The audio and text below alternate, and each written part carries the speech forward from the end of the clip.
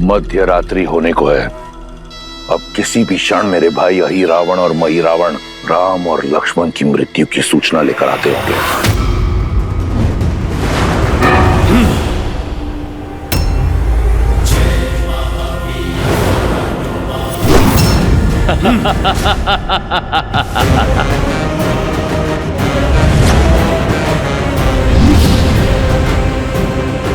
अब कहां जाओगे मरकट? ये अब कहीं नहीं जा सकेगा, क्योंकि यहाँ आना सरल है, जाना नहीं। सरल काम तो प्रभु की कृपा से मैंने कभी किया ही नहीं। तुम ना उनके भक्त को रोक पाओगे और ना ही उनके काज को। प्रभु और लक्ष्मण भैया को तो मैं यहां से अवश्य ले जाऊंगा। तुम दोनों अपने प्राणों की चिंता करो।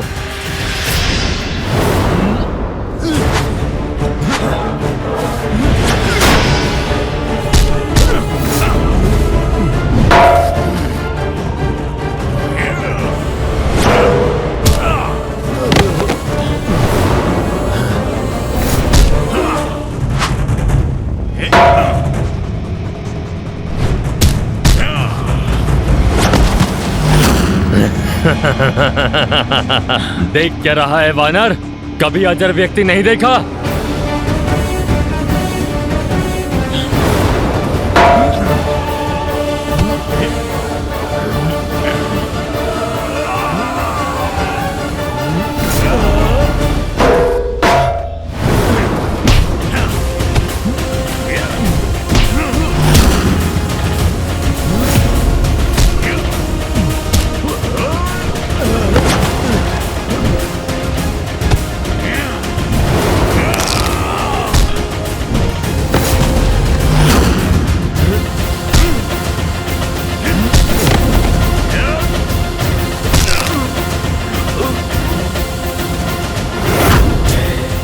इसका तो हुआ निवारण।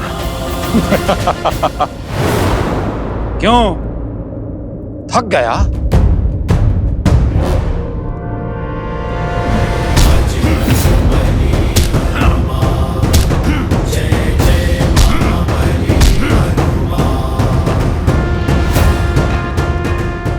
इससे भी छुटकारा मिला।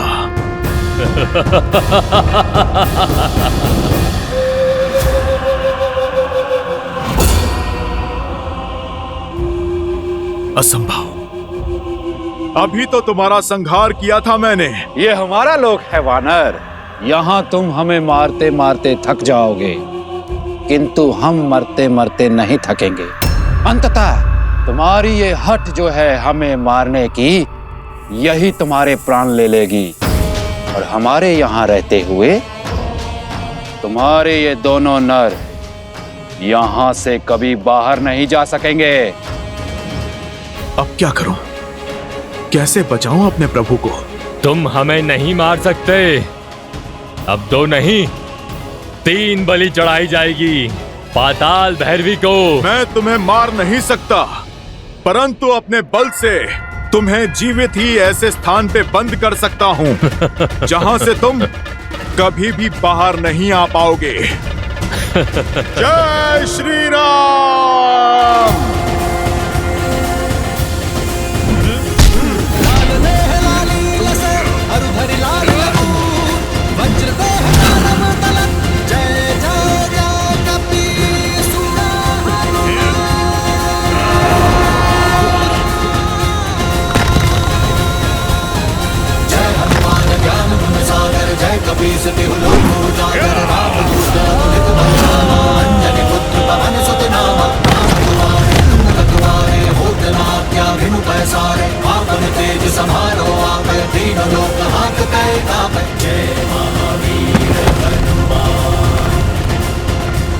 जय श्री राम।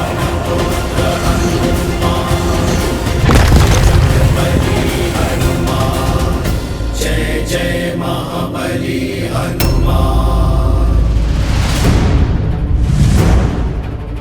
जब मैं आया था तब तो यह मार्ग सुगम था, अब यह भूल भुलैया कैसे? कदाचित माया ने मार्ग बदल दिया है।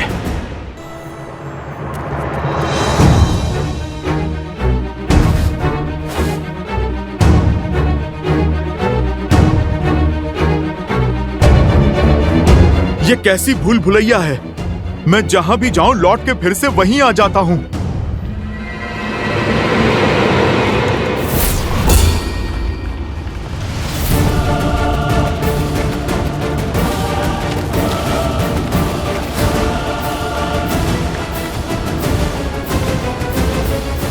जय श्री राम।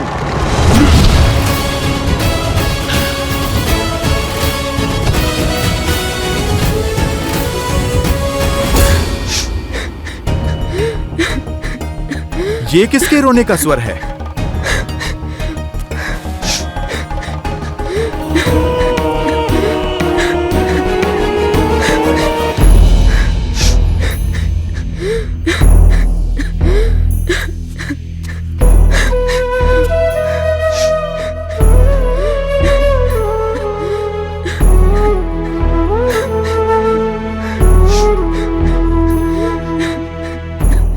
माता, आप कौन हैं? और यहाँ इस प्रकार बंधी हुई क्यों हैं? मैं नाग कन्या चंद्रसेना हूँ। काम मत में चूर होकर अहिरावण और महिरावण मुझे यहाँ बंदी बनाकर ले आए। वर्षों से मुझे यहाँ बंदिनी बनाकर रखा है। अहिरावण और महिरावण अब कभी आपको पीड़ा नहीं दे पाएंगे, इसीलिए मैं आपका पाश तोड़ता हूँ माता।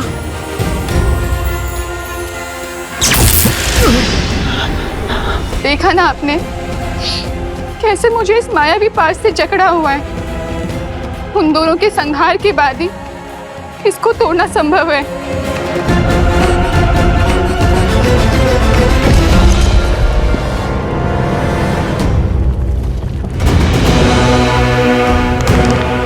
मंशा तो मेरी भी यही है, किंतु बार बार उनके घाव भर जाते हैं। उनका अंत कैसे होगा? उन्हें मारने का सिर्फ एक ही उपाय है। माता पाताल भैरवी मंदिर के भीतर 5 भिन्न भिन्न अग्नि कुंड है, जिनकी अग्नि की ज्वाला का रंग भी सामान्य अग्नि से भिन्न है। यदि कोई एक साथ उन 5 अग्नि को बुझा दे तभी वह दोनों भाई मर सकते हैं, किंतु भिन्न भिन्न दिशाओं में जल रही अग्नि को एक ही व्यक्ति एक साथ नहीं बुझा सकता। इसीलिए उन दुष्टों का संहार असंभव है। निराशा के अंधकार में आशा के दीप जलाने के लिए मेरे प्रभु श्री राम का नाम ही पर्याप्त है। यदि प्रभु श्री राम की कृपा हो तो इस संसार का कोई भी कार्य असंभव नहीं है। उस पंच अग्नि को एक साथ बुझाने का मार्ग मैं खोज लूंगा। आप तो मुझे इस माया चक्र से बाहर निकालकर पाताल भैरवी मंदिर तक का मार्ग बता दीजिए।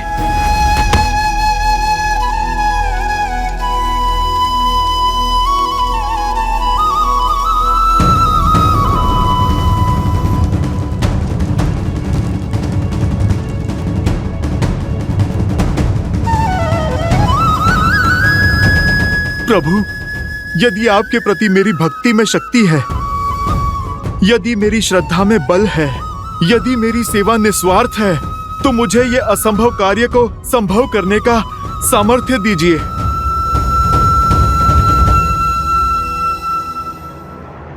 जय श्री राम।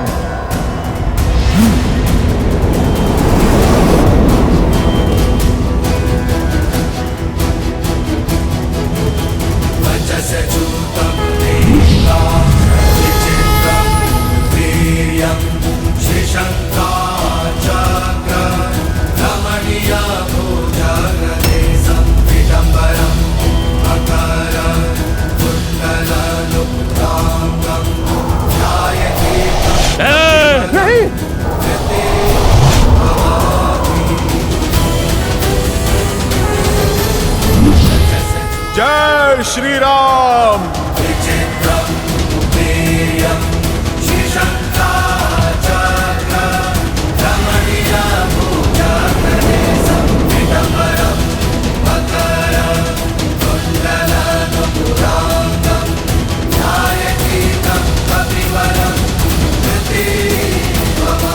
ये अग्नि तो बुझ गई, किंतु हमारी मंशा की अग्नि कभी नहीं बुझेगी।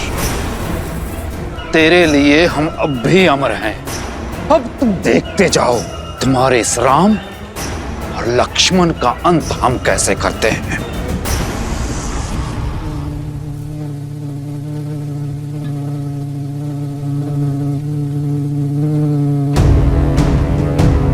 जाने से पहले आपका एक बात जानना आवश्यक है। केवल उस पंच अग्नि को बुझाने के पश्चात वह दोनों नहीं मरेंगे। पंच अग्नि को बुझाने के पश्चात एक स्वर्ण भंवरे को खोजिएगा। उस स्वर्ण भंवरे में अहिरावण के प्राण बसे हैं। भंवरे की मृत्यु से अहिरावण के प्राण चले जाएंगे और एक बार अगर अहिरावण मर गया तो महिरावण की शक्ति भी शून्य हो जाएगी। इसके पश्चात आप उन्हें सरलता से मार सकते।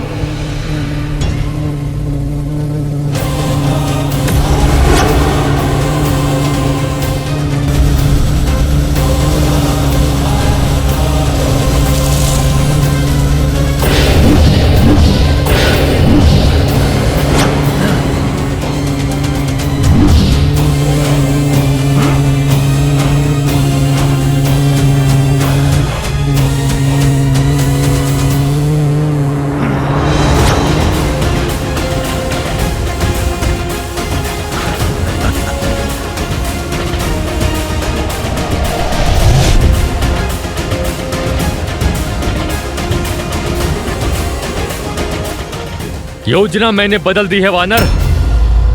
पहले तुम्हारा वध होगा, उसके बाद राम की बलि चढ़ेगी।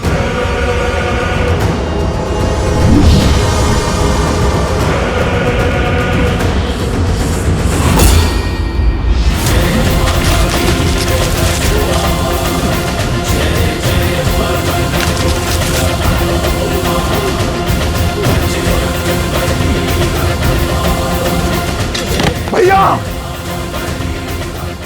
तूने मेरे भाई के प्राण हर लिए। अब मैं तुम्हें नहीं छोड़ूंगा।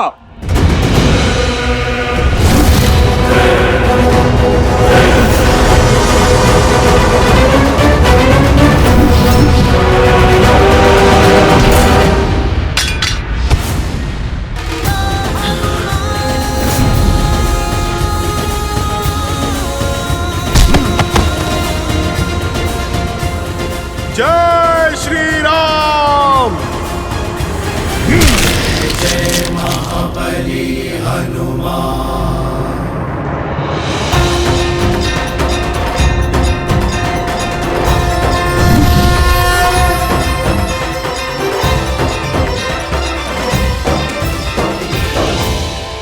मेरे बंधन खुल गए। अर्थात मैं रामदूत सफल रहा। जय श्री राम, जय श्री राम।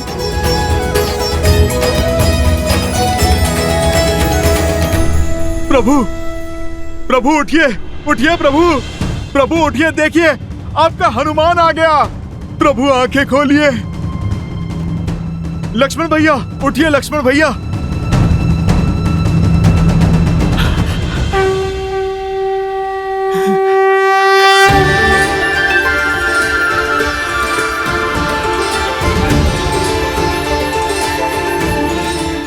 प्रभु, लक्ष्मण भैया, आप ठीक है ना?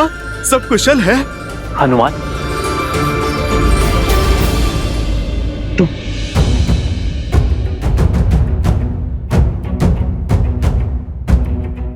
और ये कौन सा स्थान है हनुमान? और हम यहां कैसे पहुंचे? हनुमान,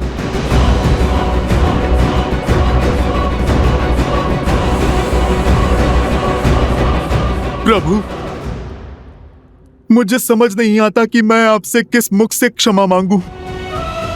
मेरी चूक के कारण आपको इतना कष्ट जो झेलना पड़ा। रावण के भाई अहिरावण और महिरावण आपको प्रभु माया से यहाँ पर ले आए थे।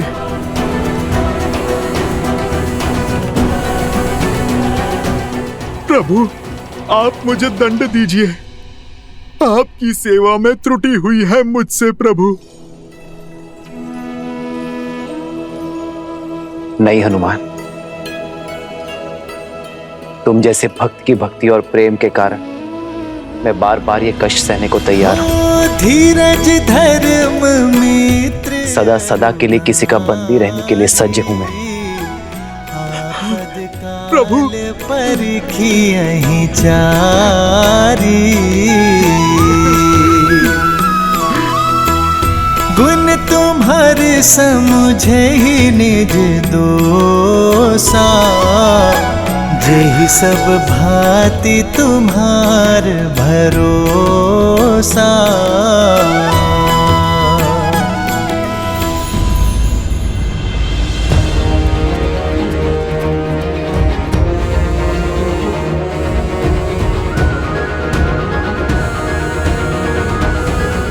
हनुमान, ये कौन है? इससे पहले हमने कभी नहीं देखा। और इसके हाथ क्यों बंधे? प्रभु, ये मेरा पुत्र मकरध्वज है। आपका पुत्र? हाँ लक्ष्मण भैया, मेरे श्वेत से जन्मा मेरा पुत्र।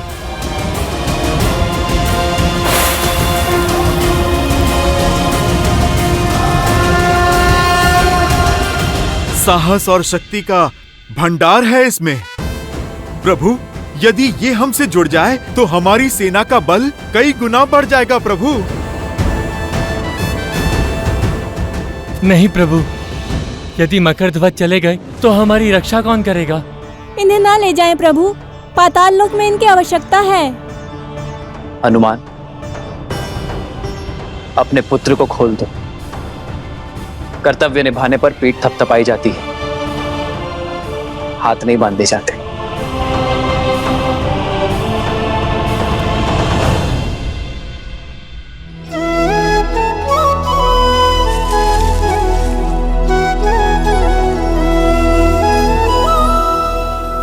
तुम्हारे स्वामी समाप्त हुए और तुम्हारा कर्तव्य भी।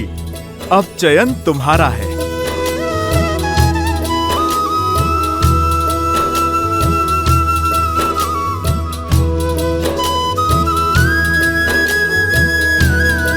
उठाओ। कर्म को धर्म समझने वाले का स्थान मेरे हृदय में है, चरणों में नहीं। और तुम तो मेरे प्रिय हनुमान के पुत्र हो। सदा विजयी भव। तो स्मरण रखना मकरध्वज, कर्म का उचित फल तभी मिलेगा जब उसे धर्म की रक्षा के लिए किया जाएगा। तुमने अपने राजा की आज्ञा निभाने के लिए धर्म की पुकार को अनसुना किया, न्याय की पुकार से मुख मोड़ लिया। किंतु भविष्य में स्मरण रखना मकरध्वज, अर्थात आपने मुझे अपनी सेवा में स्वीकार किया। तुम्हारी सेवा और शौर्य की आवश्यकता यहाँ पाताल लोक में है। मेरे पास तो मेरा हनुमान है, किंतु यहाँ पाताल लोक में कोई नहीं है। अहिरावण और महिरावण के पापों के अंत के बाद तुम्हें यहाँ पुण्य का सूर्य उगाना होगा। इन सभी को धर्म के पथ पर लाना होगा। बोलो मकरध्वज, क्या तुम ये कर पाओगे?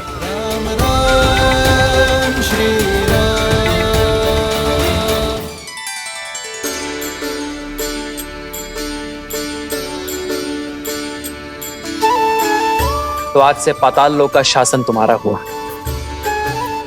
जाओ मकरध्वज,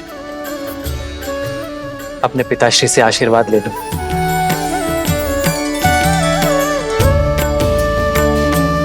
पिताश्री,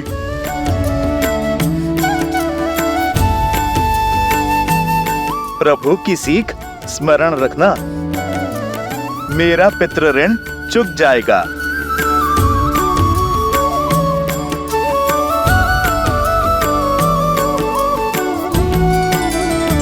जय श्री राम, जय श्री राम।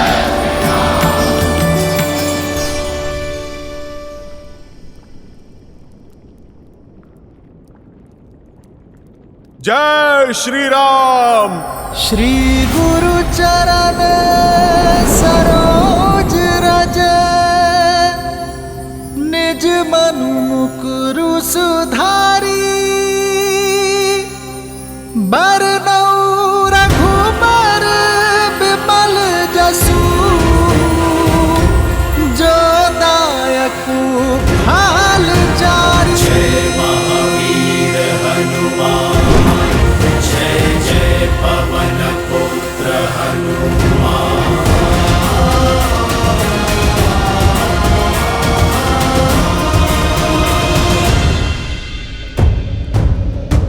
का सूर्योदय होने को है और अब हमारी आशाओं का सूर्य अस्त हो रहा है।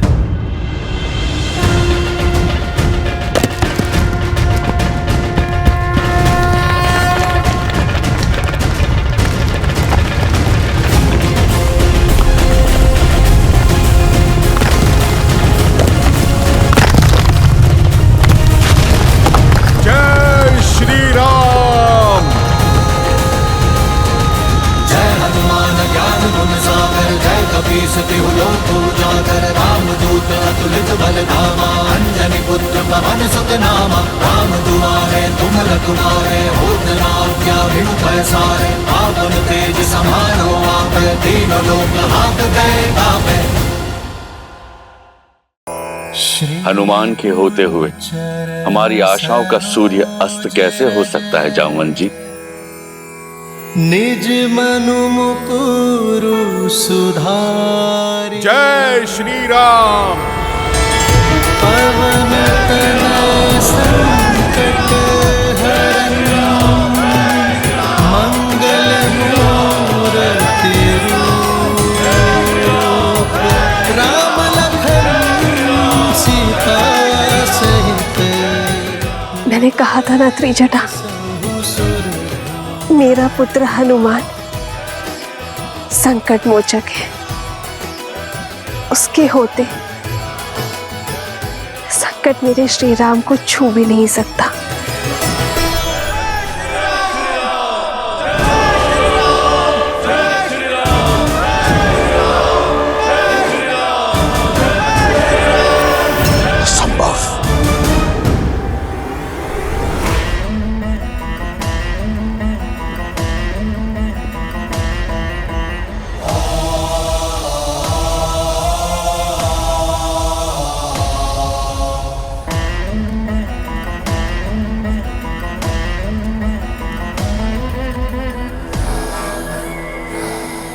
कर चरण कृतम वाक् कायजम कर्मजम वा श्रवण नयनम जम वा मानसम वपराधम भीतम वीतम वा सर्वमितत् क्षमस्व। जय जय करणाब्दे श्री महादेव शंभु श्री महादेव शंभु श्री महादेव शंभु। हे चंद्रचूड़, यदि आपके सेवक से कोई भी भूल हुई हो तो मैं आपसे क्षमा प्रार्थी हूं। यदि इस रावण ने अपने जीवन में किसी को अपने से ऊपर स्थान दिया है तो वो केवल आप है। यदि मैंने किसी को अपना इष्ट माना है तो वो केवल आप हैं। मैंने आपकी भक्ति अपने तन और मन से की है। आप भली भांति जानते हैं कि इस संसार में आपके इस रावण से बड़ा भक्त कहीं नहीं, ना देवता ना असुर, कोई रावण सी भक्ति नहीं कर पाएगा। और इसमें मेरा अभिमान नहीं, मेरा विश्वास है। परंतु आपने मुझसे पक्षपात किया है त्रिलोचन। मैं भली भांति जानता हूं कि विजय श्री का आशीर्वाद पाना इतना सरल नहीं। यदि आपको मुझे यह आशीर्वाद देना होता तो आपने बहुत पहले दे दिया होता। आप मेरा हाथ सीता के स्वयंवर पर रोकते नहीं, पिनाक उठाने से। आप मुझसे अपना चंद्रहास नहीं छीनते। आप मेघनाद को विवश नहीं करते कि वो मुझे युद्ध भूमि में जाने से रोके। आप मेरा यज्ञ भंग नहीं होने देते। आज आपका ये भक्त अकेला उतरेगा युद्ध भूमि में राम और उसकी मरकटों की सेना के विरुद्ध, अकेला। परंतु आज आपका ये रावण सिद्ध कर देगा कि ये दशानन बिना शिव के वरदान के भी दशानन है। नहीं मानता मैं किसी नर को, नारायण को। मैं वचन देता हूं आपको कि आज के युद्ध के उपरांत ये संसार रावण का नाम कभी नहीं भूलेगा।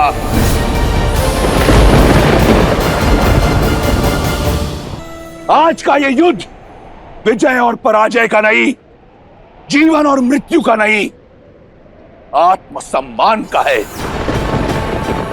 उस लंका का है जिसके लिए मैंने सहस्त्र वर्ष तप किया, उस राक्षस कुल का है जिसके उत्थान के लिए मैं लड़ता आया हूं, जिसे मैंने विजय मंत्र दिया, परम रक्षाम। वो मंत्र जो हर राक्षस को आत्मविश्वास से भर देता है।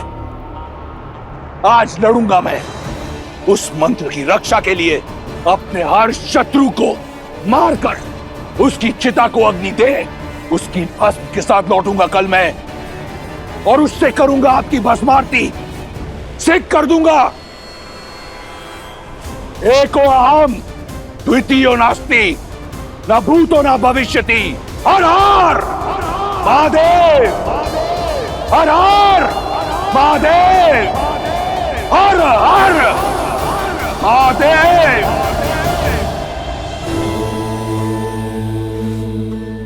आप रुक क्यों गए महादेव? राम और रावण सामने आने को सज्ज हैं। इस समय पर विराम क्यों? विराम इसलिए लिया देवी क्योंकि इस समय मैं आपको कोई अन्य कथा सुनाना चाहता हूं। नहीं महादेव, जब भी राम कथा किसी रोचक मोड़ पर आती है, आप किसी और दिशा में भटका देते हैं।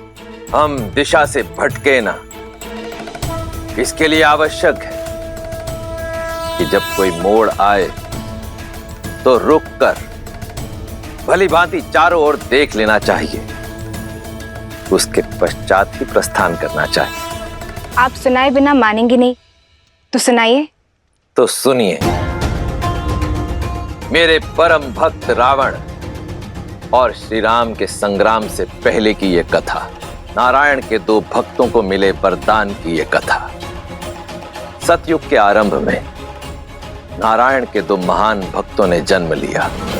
ओम नमो नारायण, ओम नमो नारायण, ओम नमो नारायण, ओम नमो नारायण, ओम नमो नारायण, ओम नमो नारायण, ओम नमो नारायण। अपने आराध्या के प्रति जय और विजय की ये निस्वार्थ श्रद्धा, ये कठोर तप और ये अद्भुत भक्ति देखकर मेरा मन गदगद हो जाता है। किंतु नारायण, इस तप का कारण क्या है?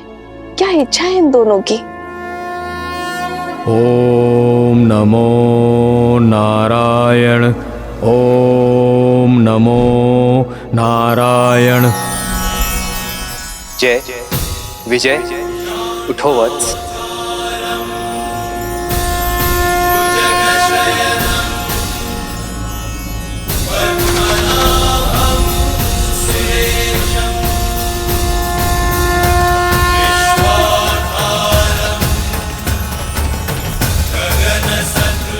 प्रभु, हमारे नारायण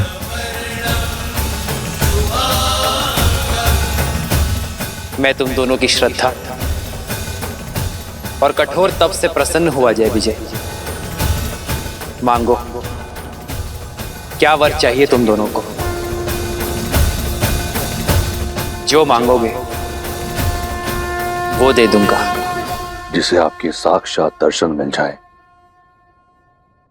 उसे और क्या चाहिए प्रभु? आप हमसे प्रसन्न हुए, सारी इच्छाएं पूर्ण हुई प्रभु। पर कर्म का फल तो मुझे तुम्हें देना ही होगा।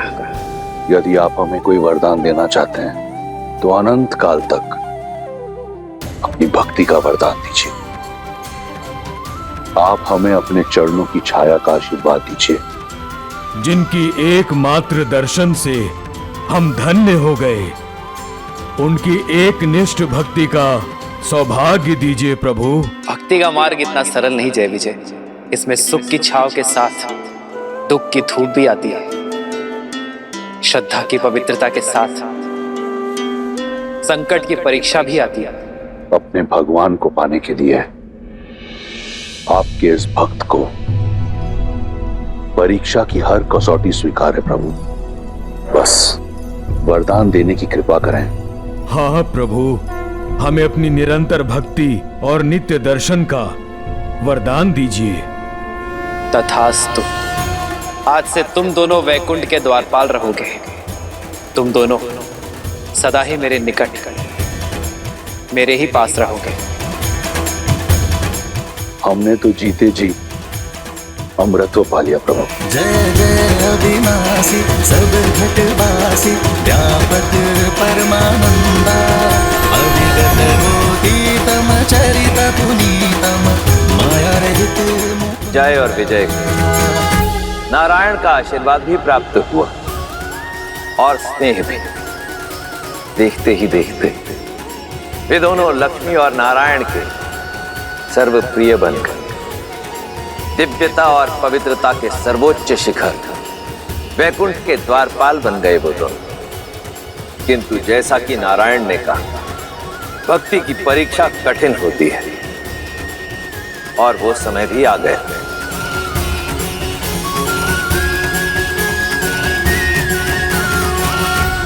जय विजय। देवी और मैं कुछ चर्चा कर रहे हैं, ध्यान रहे कोई विघ्न ना डाले। जो आज्ञा प्रभु। जो आज्ञा प्रभु।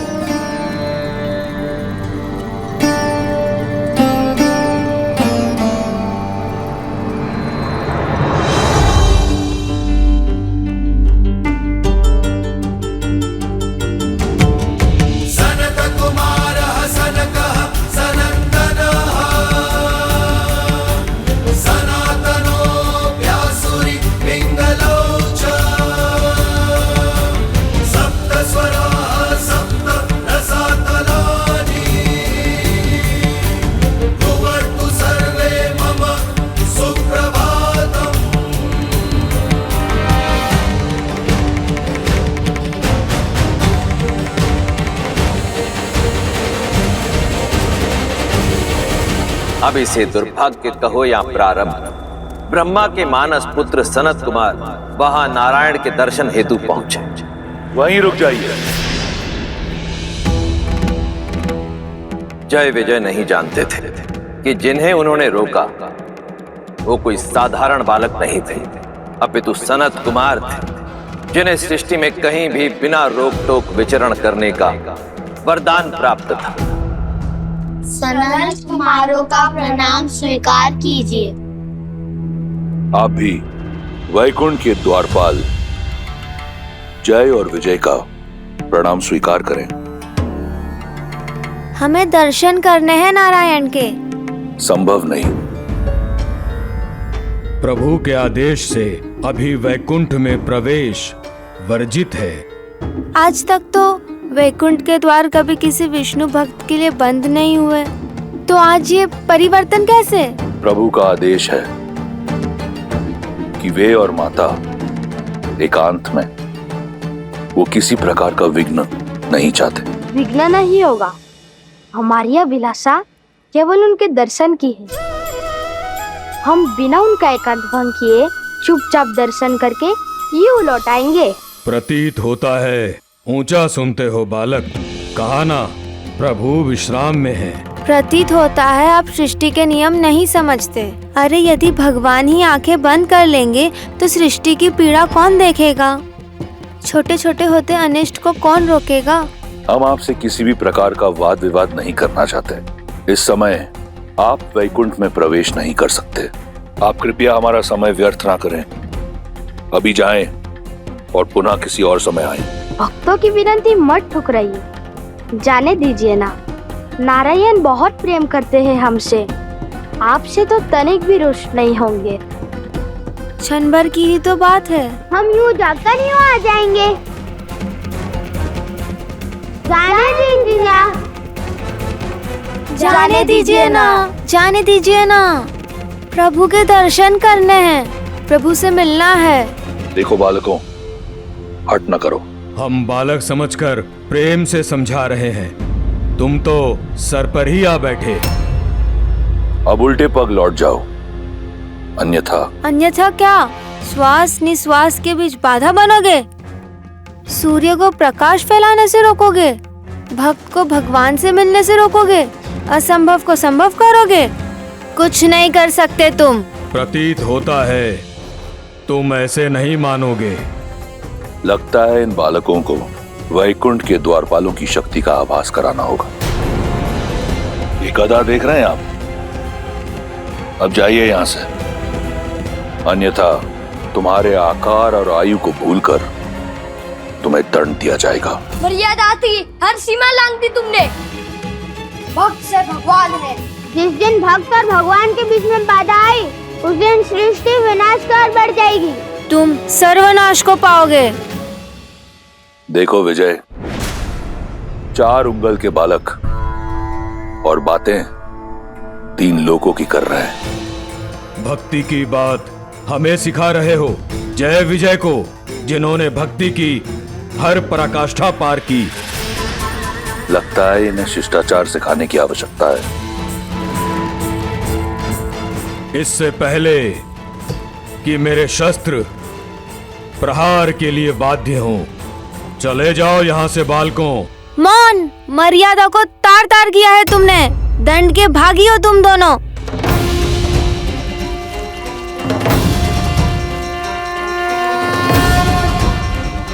वैकुंठ वो है जहाँ कुंठा नहीं, और इस वैकुंठ में तुम जैसे अभिमानियों और अधर्मियों के लिए कोई स्थान नहीं हो सकता।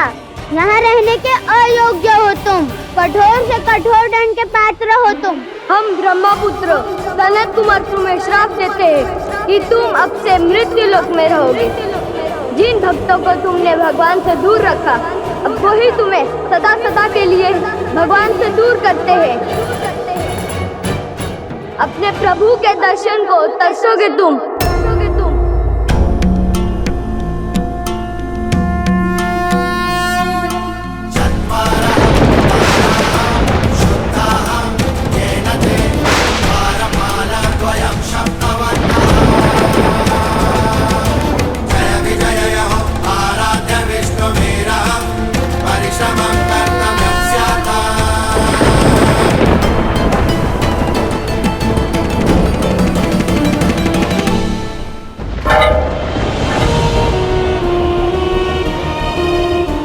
क्षमा कर दीजिए हमें, बड़ी भूल हो गई हमसे। हम नहीं जानते थे कि आप ब्रह्मा पुत्र हैं। बालक समझकर आपसे उपहास कर रहे थे। यदि आप चाहें तो हमारे प्राण हर लीजिए, परंतु अपने प्रभु से वियोग का श्राप मत दीजिए।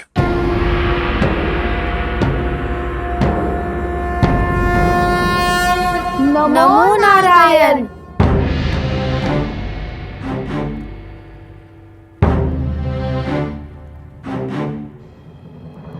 सनत कुमारों, वैकुंठ में आपका स्वागत है। हमारी सहायता कीजिए प्रभु। हमें श्राप के दंड से, आपके वियोग के दंड से उबारिए प्रभु। भूल हुई है हमसे प्रभु, पर यह दंड बहुत बड़ा है। हम तो केवल अपना धर्म निभा रहे थे, आपकी आज्ञा का पालन कर रहे थे प्रभु। हमसे भूल अवश्य हुई है, परंतु हम अपराधी बनकर इतने बड़े दंड के पात्र कैसे बने? जब उत्तरदायित्व बड़ा हो तो छोटी से छोटी भूल भी बड़ा अपराध बन जाती है, क्योंकि उच्च उत्तरदायित्व वाला व्यक्ति संसार के लिए प्रेरणा बन जाता है। ये पहली भूल केवल एक ही भूल नहीं थी, तुमने बालक समझकर सनत कुमारों का अपमान किया। और बालक साधारण हो या असाधारण, सदैव प्रेम का पात्र होता है। दूसरी भूल अभिमान। ये वैकुंठ है और अभिमान सदा कुंठा का उद्गम होता है। और तीसरी भूल, तुम दोनों ने मेरे आदेश का पालन केवल सुनकर किया, समझकर नहीं किया। विघ्न डालने में और सूचना देने में अंतर होता है जय विजय। तुम आदर और सम्मान सहित इन्हें रोककर मुझे सूचना दे सकते थे। और चौथी और सबसे बड़ी भूल, तुम दोनों स्वयं मेरे भक्त हो। तुम दोनों ये कैसे भूल गए कि भक्त और भगवान के बीच का संबंध संसार का सबसे सरल नाता है। जब जब भक्त पुकारेंगे तब तब भगवान आएंगे। जब जब भक्त दर्शन की आशा करेंगे तब तब भगवान पधारेंगे। और जब जब कोई इस संबंध के बीच आएगा तब तब वो इस दंड का भागी बनेगा।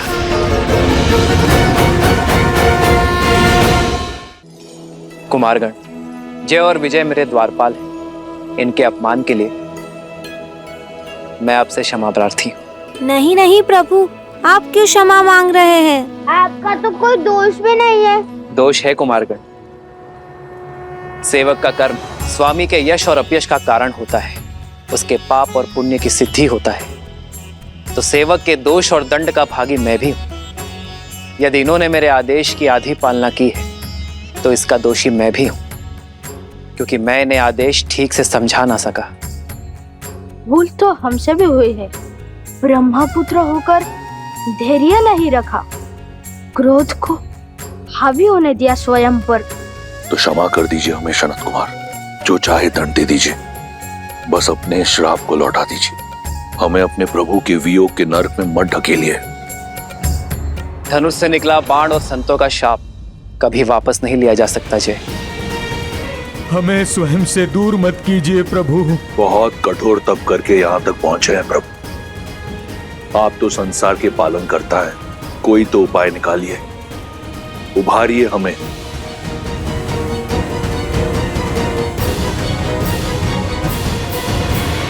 सनत कुमारों का शाप तो झूठा नहीं हो सकता, किंतु फिर भी तुम दोनों की भक्ति के कारण थोड़ी ढील दी जा सकती है।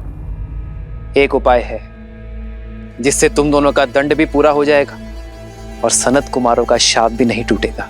तो बताइए प्रभु, शीघ्र अतिशीघ्र बताइए। 2 विकल्प है तुम्हारे पास, या तो 7 जन्मों के लिए मृत्यु लोक में मेरे भक्त बनकर रहो, या अगले 3 जन्मों तक मुझसे शत्रुता निभाओ, फिर वैकुंठ लौटकर आ पाओगे। चयन तुम्हारा है।